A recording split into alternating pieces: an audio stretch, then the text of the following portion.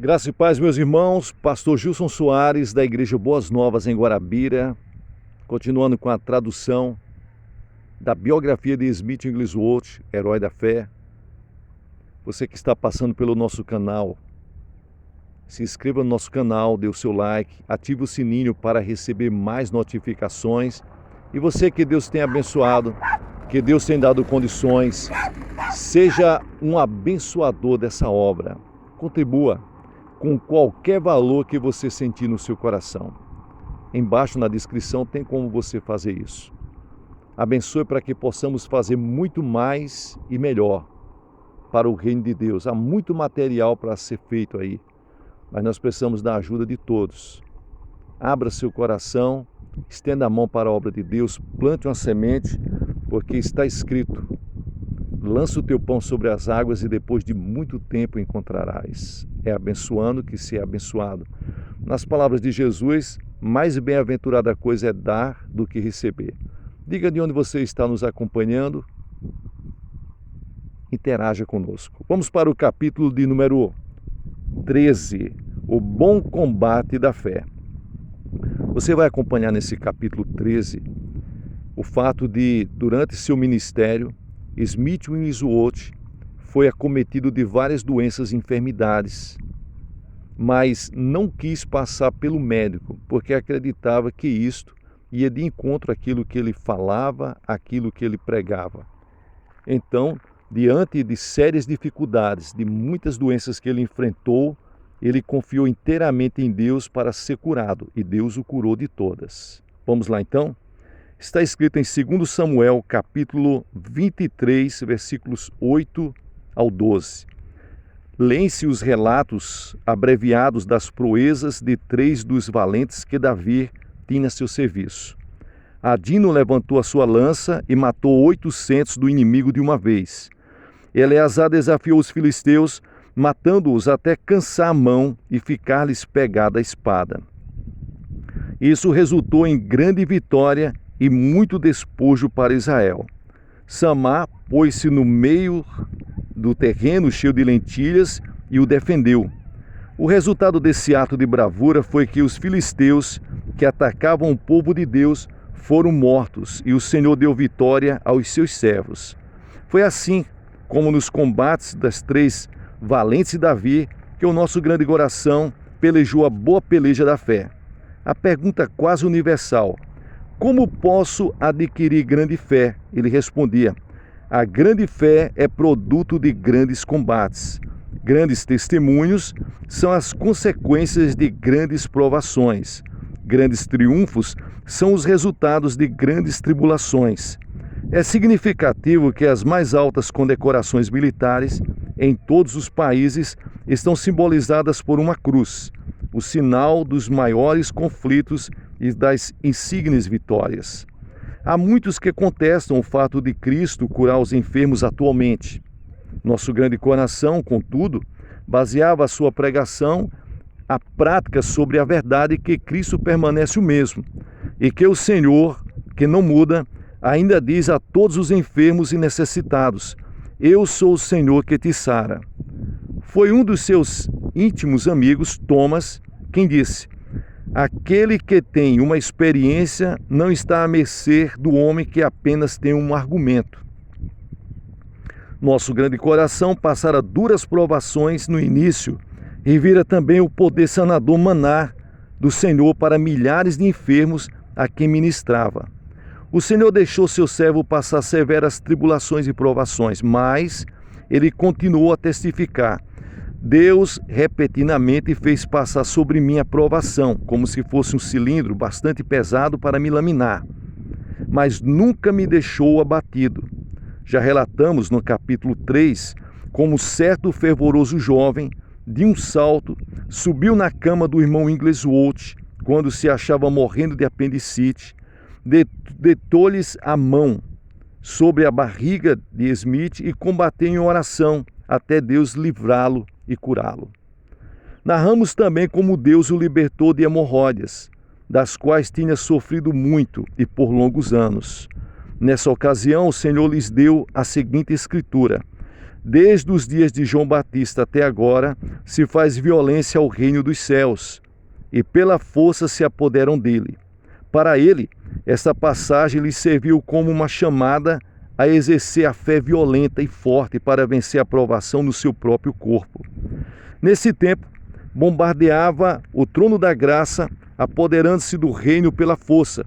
Quando o mais velho, sua oração pelos oprimidos de demônios foi caracterizada por uma santa violência. Procurava cumprir o jejum de Isaías capítulo 58, romper as ligaduras da iniquidade, desatar as ligaduras do jugo, deixar ir livre os oprimidos. Sua atitude nunca era de quem com a mão toca de leve um gatinho, como ele dizia, mas antes de quem arrebata a vítima da boca do dragão. Na última parte da sua vida passou 3 tremendas provações. Poderia ter procurado um médico, conhecia muitos e resolvido logo o seu caso. Mas como era pregador de curas e milagres, resolveu terminantemente se apegar a Deus e à palavra para ser curado pelas misericórdias de Deus e pela cura divina. A primeira provação começou cerca de 15 anos antes de sair para estar com Cristo.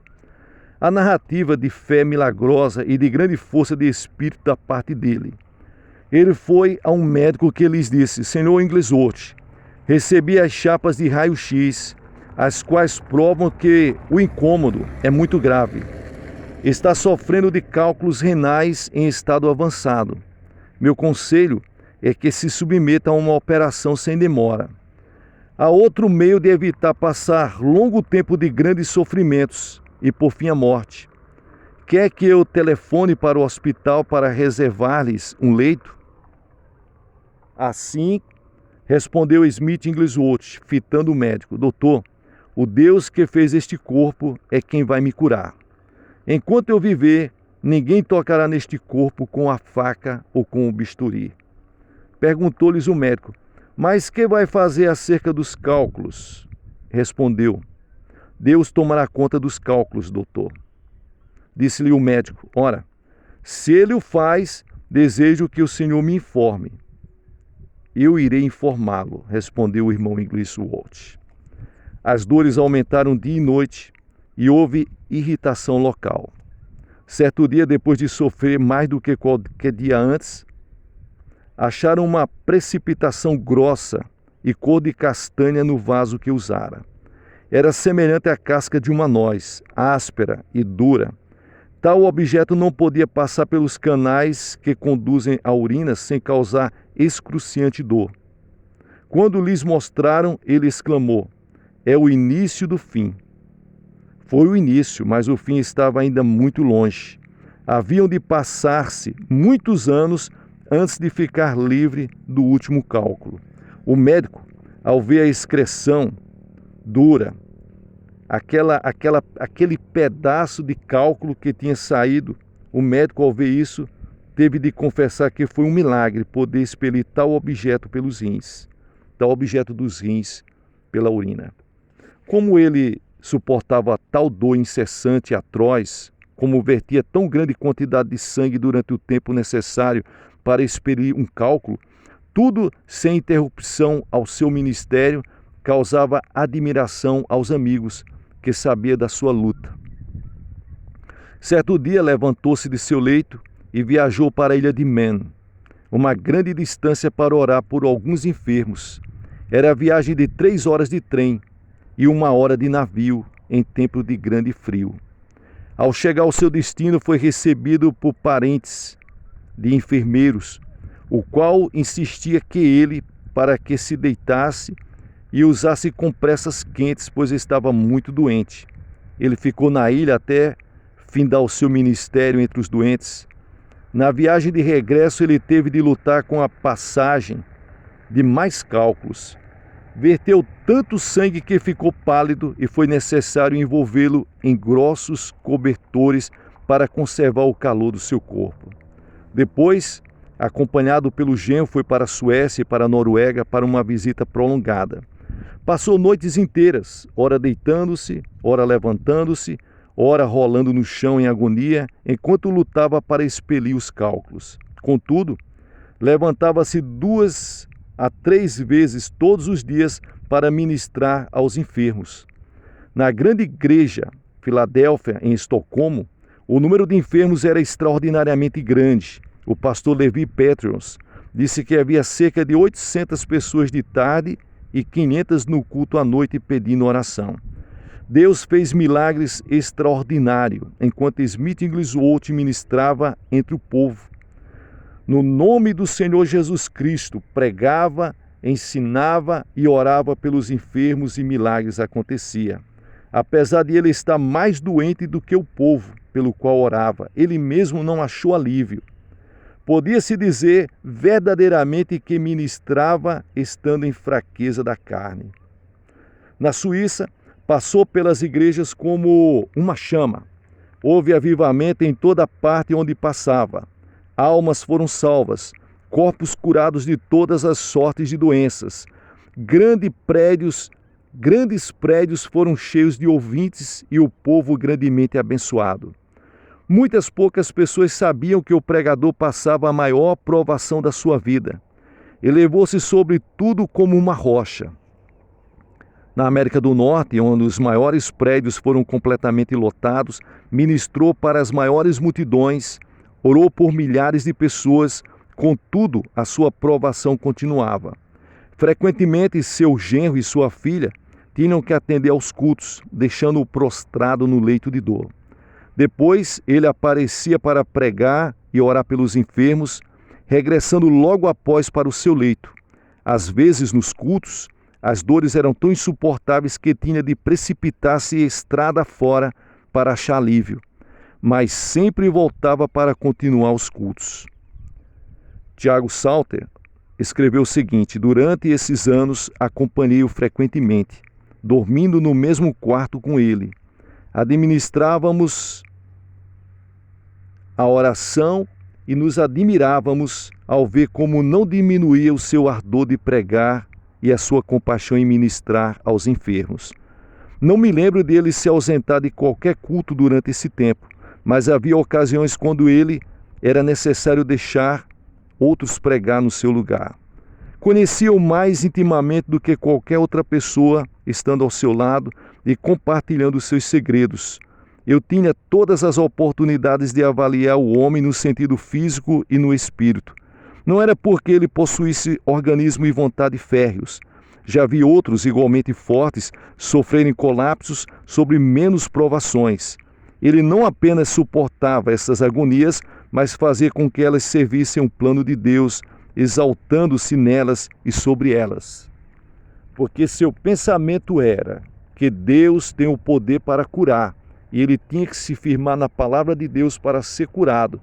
E não podia procurar um médico para que não viesse abalar a fé de outras pessoas. Guardava um vidro em que ajuntava esses cálculos e, por fim, o número elevou-se até se contar por centenas de cálculos. Emergiu dessa provação que durou ao menos 6 anos, com fé, provado pelo fogo, uma fé ainda mais firme do que antes e uma confiança inabalável em Deus.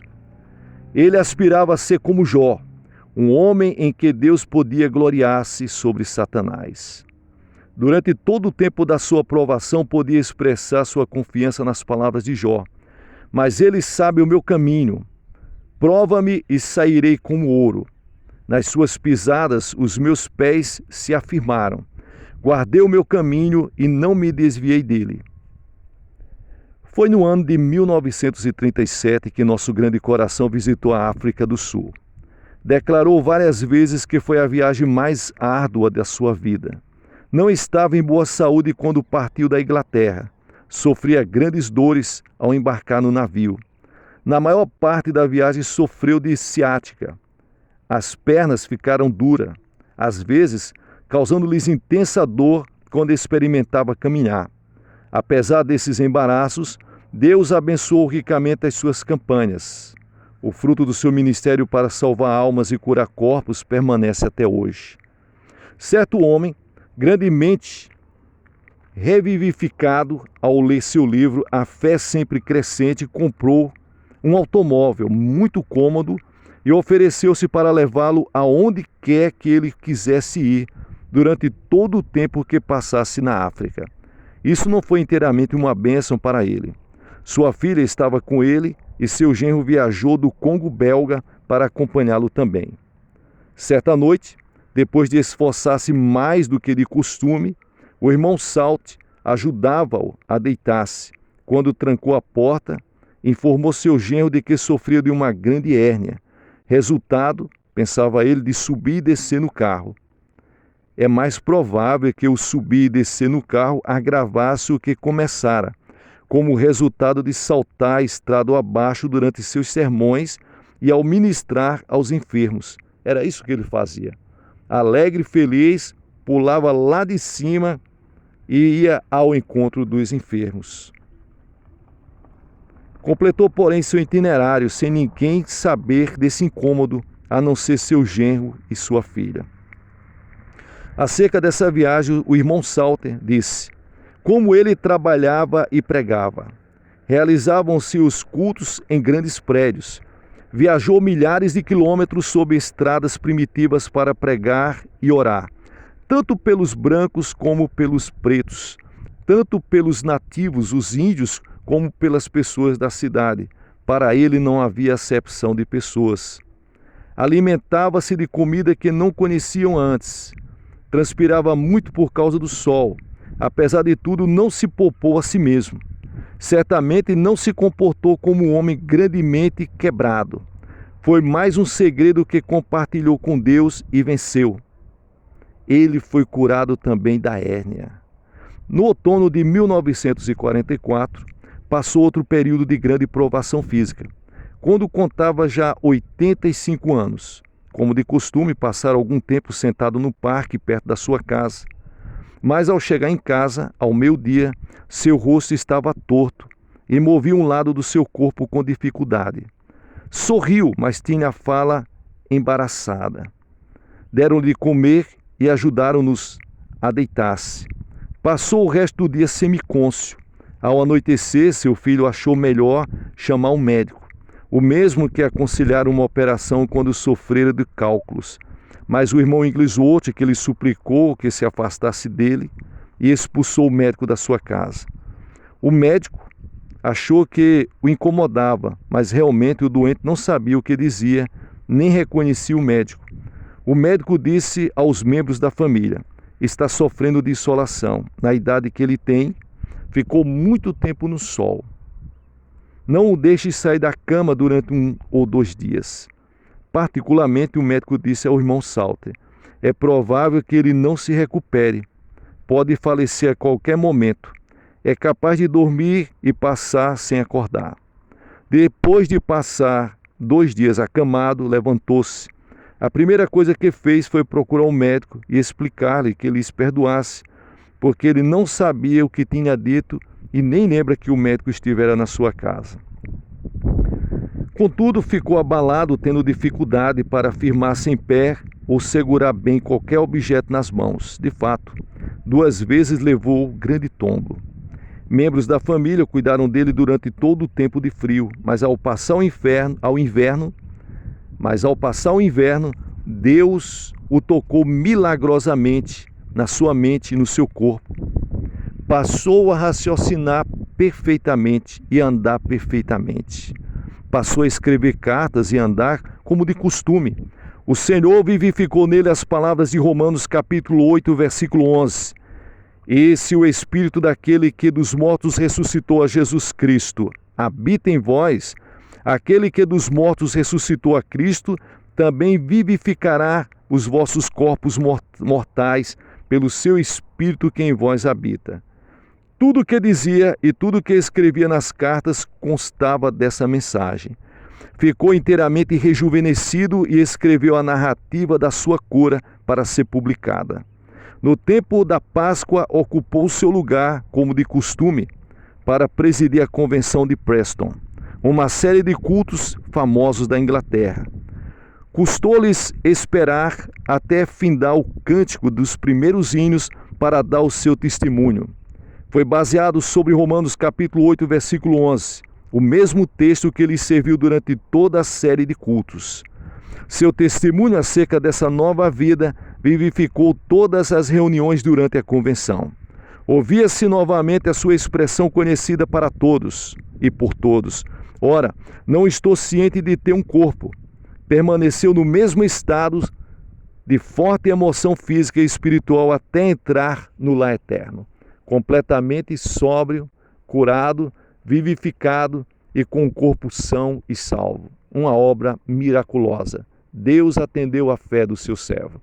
Meus irmãos, muito obrigado. Falta poucos capítulos para nós terminarmos. Tem sido muito bom estar com vocês. Que Deus abençoe vocês grandemente, em nome do nosso Senhor e Salvador Jesus Cristo. Abençoe esse canal e abençoado você será. Sucesso na sua caminhada.